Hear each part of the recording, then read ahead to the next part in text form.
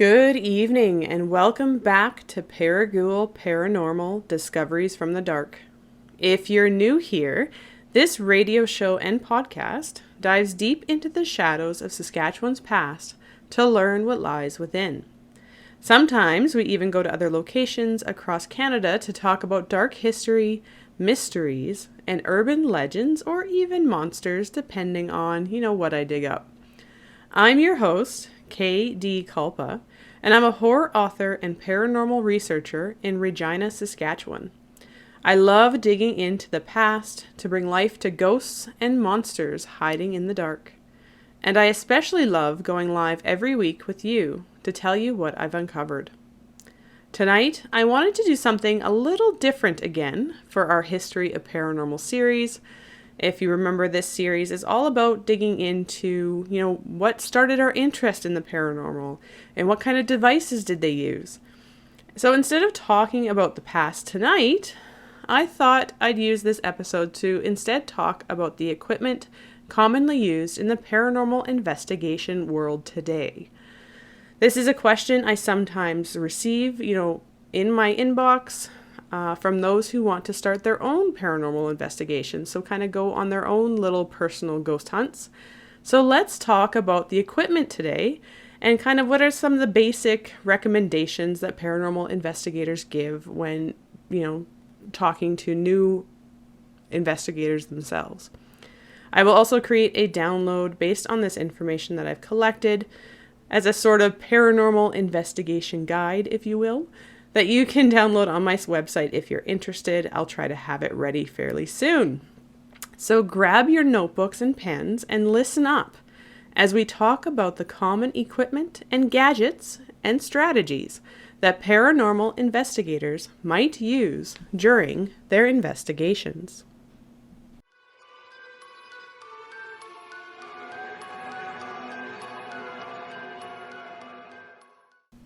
While researching this topic, I was actually laughing out loud at some parts, and a little disappointed at Hollywood's version of paranormal investigations and others.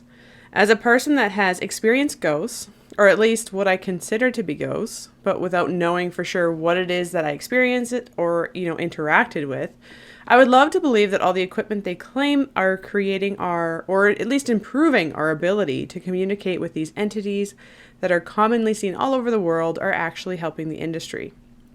Instead, I learned that many of them are glorified cat toys. Yes, you heard that right. Some of the supposed technology used on popular ghost hunting shows are cheap cat toys sold for a much larger price with the word paranormal stickered onto it. So be warned, we will be going into the actual science that they claim is how these devices work. But I did try to look for both sides of the science, not only, the paranormal fields version, but also the skeptics. Many skeptics have taken apart some of these gadgets to learn what is inside, only to find, as I said, toys, cat toys, and the like. Because apparently having loud noises and flashing lights makes a particular device better for ghost hunting television. I was laughing at some of the ghost hunting shows before. Now, I don't know how I'll be able to contain myself. But before we get into the specifics that the skeptics are saying about each device, let's first talk about the different devices that are typically used in modern day ghost hunting. And don't worry, we will also come back down to earth by talking about the basic equipment for you to use if you're interested in ghost hunting yourself. I'm still going to be out and about looking for ghosts and paranormal experiences myself. As I said, I am a believer that we all have strange experiences that can't be explained by current technology and understanding of the world we live in. However, I will continue doing it without buying thousands of dollars in equipment that are made from cat toys. If you have never watched a popular ghost hunting television show, don't worry. I'll explain what some of the common devices are that are being used. The list seems to be getting longer and longer as more people are coming out on, into the commercial side of creating paranormal gadgets for people to buy. Even apps are now being released on a regular basis to help you look for ghosts. I won't get into the apps. Yes, I've used some of them. I don't think I've really trusted many of them. Not to say that there isn't a good one out there, but it really depends on the type. I'll also touch on the science behind these devices, these other devices and ghost gadgets to the best of my ability. based on the limited research I could find so far, as well as what some of the skeptics are saying about the devices themselves, so you'll get a really good, well-rounded explanation from each device during this episode. But first, let's talk about one of the more basic equipment that everybody uses, and that would be cameras. Of course, because many of these shows take place at night when it's dark, you need to be able to capture video and still images in the dark. So that is why many ghost hunters recommend having a night vision camera for this very reason. That way you can see things a little bit better than with the naked eye when you're walking through a dark building. There's also the full spectrum camera. From what I've heard, this camera is the same as a regular camera, except the filters within the camera have been removed. If you want to capture UV light in your image, then you would use a full spectrum camera, as it doesn't have that UV filter installed. So essentially, you have to carry the filters around yourself that you want to take or you want to use while you're taking photography or video. This gives you more power into the type of light that you are allowing into your camera while taking, night photography or other types of imagery. The idea in the paranormal field is that this also will allow you to take some pictures of the paranormal or ghosts. Because you are removing filters from your pictures, you're able to see UV and infrared lights when you actually are taking the pictures. So they actually show up in the image. The thought is that the ghosts or paranormal entities are able to manipulate light on spectrums that we can't see. So by getting rid of these filters, you'll be able to potentially capture images of ghosts. Given we don't have evidence of what a ghost or any other paranormal entity is actually made of, it's hard to say that this expensive camera will actually capture anything of use. Since I've never used one, I can't say whether or not I've seen it create images with anomalies or anything, actually unusual or that I could classify as paranormal. But as I've said in previous episodes, and especially now that I know a little bit more about the inner workings of some of the gadgets a little bit better, I'm a little more skeptical about what they actually capture for TV. Now, along with the camera, of course, you would want to have a digital recorder. Now, if you missed it, I did an entire episode on EVPs, or electronic voice phenomena, so I won't go into it again here, but the idea is that the microphone of the digital recorder is sensitive enough to capture things that we can't hear. Sometimes it is thought that ghosts can speak into these microphones to leave us messages for our ears to hear on playback. Similar to these, which we also talked about briefly when we touched on EVPs in the previous episode, are spirit boxes. These devices rapidly scan AM/FM radios to create white noise. The hope is that the ghosts are able to use this white noise to create strings of words and phrases to communicate with whoever is listening. These are commonly used just on their own, or with blindfolds and headphones to prevent the listener from knowing what questions are being asked. And this kind of just helps act as a buffer, between our brain knowing what the question is and looking for specific answers. So I like it when they do that aspect of it with these spirit boxes. Otherwise, I have a hard time with them. And if you've ever watched any paranormal investigations, I'm sure you've seen the EMF meter. So this is, the device that has a bunch of lights on it that flash a bunch of times and they say the ghost is there. So the EMF meter is also known as the electromagnetic field meter, and it's actually more commonly used by electricians and engineers when looking for faulty wiring or other issues in buildings and homes. Of course, this means that these meters can be influenced by many things, including wiring in homes, Wi-Fi routers, microwaves, smart TVs, and really appliances and electronics in general, we'll say. The thought is, in the paranormal field, that ghosts can also manipulate electromagnetic fields. So then causing spikes in these EMF meters is, an indication of a ghost or paranormal entity trying to make contact. The claim is that when a ghost comes near the EMF meter, a spike will occur, and unfortunately, given that our homes and buildings are full of wiring and Wi-Fi signals and appliances that can make EMF signals spike, hunters say that actually use EMF meters, say it's important to do multiple walkthroughs of your location with the device before you do an investigation to get a proper understanding of the baseline EMF activity that is already in the building. That way you won't get excited about a spike in EMF when you're standing beside a Wi-Fi router or something. Now, the skeptics couldn't say for sure whether the EMF is a definite device or not when it comes to detecting ghosts.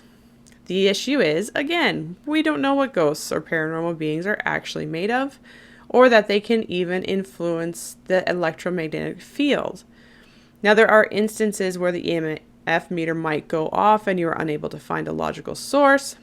That would make you wonder if perhaps something that we can't see is causing the spike to happen. However, that is where the problem also lies. It isn't always easy to determine what is causing the spike because it could be hidden in a wall or it could be under our feet. The EMF meter is very sensitive to many things, especially in houses and old buildings, and not to mention it can even pick up magnetic fields from the ground. Recommendations have been made to, as I said earlier, do a thorough sweep through the location to get a baseline reading so you know where to expect spikes. And you also can find EMF readers that are well insulated against external triggers. I'm guessing that makes the device a little more expensive, but something to think about if you want to use EMF meters. From what I've read, there are also digital tri-field meters, which are not as easily manipulated by external sources, so they might be a better option for preventing false positives. Now, a device that I really wanted to learn more about was the REM pod. I don't know if you've seen these. I've seen it like so many different shows nowadays.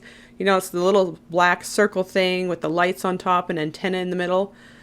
And it seems everyone is using these nowadays, whether they're hobby or professional paranormal investigators.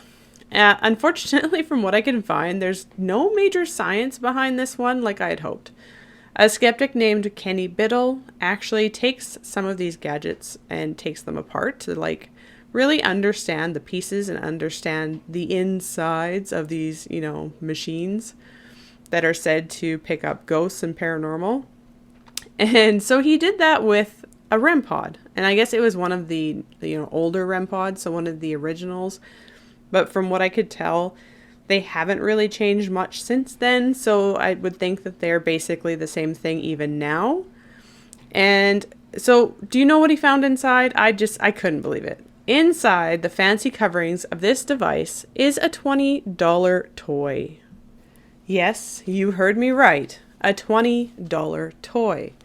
Apparently, when you take apart one of these devices that cost you over $100 or so, you will find something known as a junior theremin. So when I looked this up, a theremin is essentially a do-it-yourself kit for a classic electronic musical instrument. And the theremin will respond to movement of your hands around the wire aerial. I remember actually seeing one of these because my kids had one, where if you touch, the ends of the little toy, it lights up and makes a bunch of noises. So it's the same idea. And you can actually buy the little circuit boards for these junior theremins from electronic stores for around $20 American. So the name is said to stand for Radiating Electromagnet Pod. So it is very similar to your EMF meter because we're looking at those electromagnetic fields, except in this case, instead of measuring the electromagnetic field, the REM pod is actually creating its own electromagnetic field around the antenna of the device. And then when something interferes with that field that it generates it, whether that's your hand or, as the claim goes, a ghost or a spirit, the device will blink lights and make a screeching noise. I'm sure if you've watched any paranormal investigation shows, you will have seen this device. And so like the EMF meter, these devices are extremely sensitive to radio frequencies, cell phones, electronics. Some skeptics decided to test these devices and found that something as small as, say, touching the button on a walkie-talkie within 30 feet of the device can make it go off. It makes you wonder how many walkie-talkies or cell phones or things are on production crew of those paranormal investigations on TV. I now will be doubting these devices every time I see them come out, unless they are, well insulated and walkie-talkies and cell phones are not present anywhere near it. The skeptics even found cell phones, Bluetooth devices, and vibrations from other floors or even the vibrations of heavy footsteps kind of in the same room can actually cause these devices to go off. So like you would have to stay perfectly still to not accidentally make it go off, I guess. Needless to say, contamination from external sources are not even paranormal would be extremely difficult to prevent. So when it does go off, it would be hard to know for sure that you're capturing an actual ghost. Now, another common belief in the paranormal industry is that ghosts cause cold spots and changes in temperature. So, of course, that means having some way of measuring the temperature in a room is an important thing to have if you want to collect actual evidence of these temperature changes. In this case, there are two options that you can buy to help you determine if there's a real cold spot or if you're just feeling a little chilly. So one would be a digital thermometer. This can help you determine if a specific area of the room you are in has a sudden cold spot that isn't like anywhere else in the room. So you know how some of the shows, they have a specific spot that they try to determine the temperature of that spot versus, 3 feet away. And then that would be one way of determining if it's an actual cold spot. However, you would also have to check around the area because you'd want to make sure, like, is there an air conditioner that just turned on or some other sort of HVAC system? Or maybe there's a crack in a wall, or maybe there's a window open 3 feet away. You don't want to assume right away it's a ghost. So, it is recommended to always do some digging into the area to determine if there's a more human, logical cause to the ghost spot or to the cold spot. If you want to go even higher tech, which I've noticed that more ghost hunting television shows are going with, you can get the more expensive thermal imaging cameras. So these cameras turn your temperature readings visual. I will admit, sometimes these seem to get really cool outlines of cold spots, which can sometimes even resemble a figure. But just like everything, we can't always believe what we see on TV. I actually find them interesting for checking to make sure there are no other animals or humans in the area that you're investigating, helping you make sure that there will be no external contamination. But I don't think that is the point of why investigators use these on television shows. That is just something that's always on my mind when I'm around haunted locations. Are there humans or animals nearby that might make a noise, that might make a knocking, that might screech? Like, you never know. Or is it a legitimate paranormal experience? Even those of us that are considered believers need to have a little skepticism in there, I think. Now, of course, we don't actually know if ghosts have a temperature or if they can even influence the temperature. So I don't know that this is a necessary gadget you need either, unless you want to be like me and confirm that there are no warm-blooded animals or people trying to play tricks on you in the building. Then maybe you might want to have one. Okay, the final device that we're going to talk about today is the Ovilus. I know you can buy them, and I don't believe they're exactly cheap, but they also have a lot of apps out there nowadays that, claim to do the same thing. If you don't know what it is, the idea is that a ghost nearby can check the database of words in the system and then point to one of these words or somehow manipulate the energy around the device to make the word they pick come up on the machine. I've tried the apps and I quickly got rid of them. To me, it just felt like they always have something negative to say, which makes me wonder if they've been programmed to automatically spit out the word demon or evil after, so many minutes into a session. Apparently, I'm not the only one that feels this way. Other skeptics have tried them and feel that these more negative words that get a scary response tend to crop up a lot more frequently than one would expect. Even the person that invented the device, which I won't name names, was reported to say that he doesn't believe in ghosts. So why would he push a device he claims can speak with them? Again, not going to name names, and I won't bring up the article that I read that claimed that they talked to him or, got this quote from him, but you can look into it to see what reporters have said about it and what they've heard him say if you want to check it out. Since I didn't personally, I can't say for sure the claim is accurate because I didn't see the quote or hear the conversation, but it does make you scratch your head a little. Again, These devices have pre-programmed words in them. How can we say that 50% of those words aren't some variation of demon or evil or other more negative words? And how do we know that the software coded into the device isn't purposely spitting out words based on what it hears nearby? As someone that used to work for a software company, and I was even involved in writing the code behind the scenes, I'm not comfortable with any device that has programming in it to spit out words. These types of devices are just too easy to manipulate and fake, so I won't be wasting my money on any of them anytime soon. From everything I've read, I think I will stick to the basics moving forward. I won't worry about having all these fancy paranormal equipment that can cost you hundreds of dollars.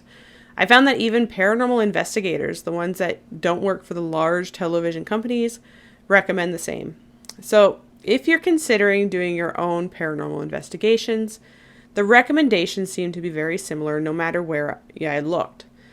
Take a camera, have a digital microphone of some sort, have a notebook to, keep track of baselines or anything unusual, and, make sure you're trying to debunk unusual events. And then maybe if you really want one, get an insulated or digital EMF meter. And like I said, if you want to make sure there's no warm-blooded animals nearby, maybe consider a digital thermometer, but it's probably not necessarily needed. Otherwise, a lot of the fancy, noisy, and twinkling light equipment can stay at home, or if I'm being honest, on the store shelf. I will say with the spirit box, as I said before, I did like the method of covering your eyes and ears and having someone else ask the questions, even in a different room. I've seen it done. And it feels like that one would be harder to contaminate. So I can appreciate when people do that to help it feel a little bit more, scientific or a little more real.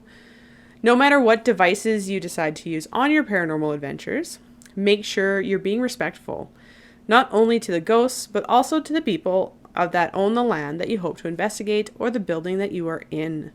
Make sure you have permission to be on location. Don't get caught trespassing and arrested and fined like many hobby investigators I read about while conducting my research for this episode. Get permission first and ask the owners about any dangerous areas that you need to be aware of. Sometimes these old properties have old dugouts that you might not see, or a building that was knocked down but the basement was removed, or maybe there's live wires somewhere. You just don't know. So make sure you get permission, make sure you ask questions, and protect your health and be respectful. The biggest takeaway I learned from all the digging into this topic that I did was, also to use your body as your equipment. You will feel the cold spots, or like I sometimes get when I no longer feel alone, you might get the back of your, the hair on the back of your neck rise up. Our bodies have evolved to sense danger and when things unusual are happening around us. Of course, we do need to watch for those instances where our brains are trying to make patterns out of nonsense. Like I said, we talked about this in the episode about EVPs. So make sure, you listen to that if you haven't heard it already. But otherwise, trust your intuition, and I think trust your gut in telling you what is a good practice in paranormal investigations, what might be real, what might be just a fancy gadget that isn't going to give you anything but, make you a little bit more poor. I don't know. Take care of yourselves, be respectful, and maybe just go back to the basics is kind of my recommendation based on everything I've read. Thank you for joining us tonight. Did you know I also have a weekly newsletter that includes a link to the latest episodes of ParaGhoul Paranormal? Subscribers also receive updates about upcoming events, behind-the-scenes information, and subscriber-only updates related to my upcoming book releases, book signings, and even more. It depends on what's coming up that month. If you're interested, head over to my website at kdkulpa.com to sign up. If you'd like to support the show and the potential on-location adventures we are starting to plan, you can find me on most social media platforms under KDKULPA. I also have platforms for the show specifically, which is under ParaGhoul Paranormal. And I also have a Patreon for those that want behind-the-scenes information, extra content, and a chance to join a live Q&A with me each month. Next week, we are going to be going back to our Canadian Legends and Monsters series, and we will be covering the Dungarvan Whooper, or Hooper. I'm not really sure how to pronounce that. Sorry if anyone knows.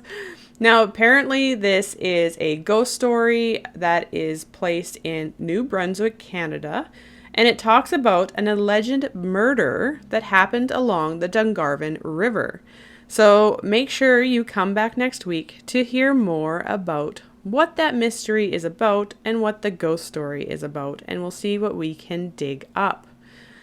So stay tuned for our upcoming episodes where we'll uncover more secrets, unravel more mysteries, and delve deeper into the shadows.